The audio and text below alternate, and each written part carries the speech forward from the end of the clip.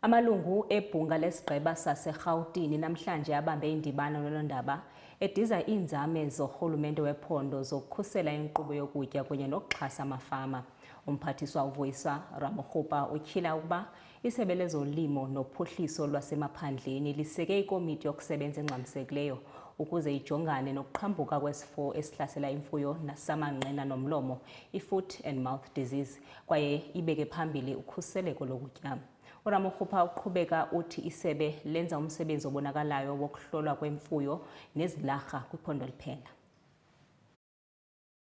Amalungu esigungu esiphezulu sekomiti laseGauteng ngosukwini lanamhlanje ekuseni abe nesithangami nabezindaba la bezobalula kabanzi ngokwenzekayo kwiminyango yabo ngokuhlukahlukana kwabo. Kanti ongu-MEC wezolimo kanjalo nezokuthuthukiswa kwezasemakhaya ube sehluba indlu ekhasini ngokwenzekayo kulo mnyango.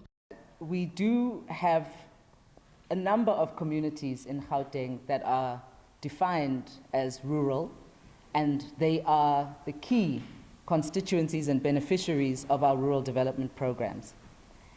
And this remains a top priority for us. And through our Rural Development Revitalization Program, we have facilitated 5 transformation agreements with key partners, including PepsiCo, Land Bank, and the Vaal University of Technology.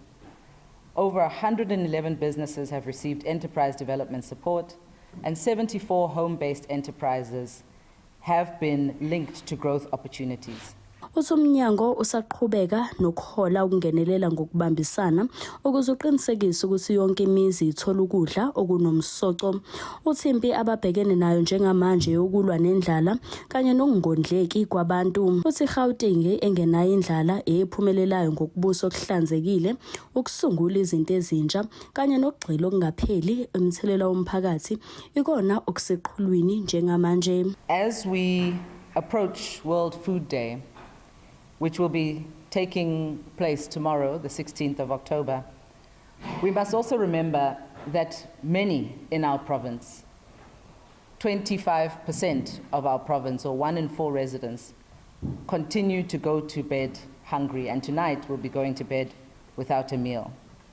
This must challenge us as government, as business, as the media and communities alike to continue the fight against hunger. As GDOD, this remains our first and foremost priority: to address food insecurity in the province, to fight food insecurity and support subsistence farmers, as well as working with other departments, such as Department of Education through the School Gardens program and Department of Health through our Clinics Gardens programs. So a core focus is around ending hunger, and that fight continues. Ubesebalula ukuthi yenye yezinselelo ekhona eNingizimu Afrika ilenselelo yokuntuleka kwemisebenzi, athi bazama ngako konke okusemandleni ukuhlinzeka ngemisebenzi, ukudla nesithunzi kubo bonke abantu. Ezindabeni zeSoweto TV, ngingonobuhle ngwakandlovu ngibika ngiseGoli.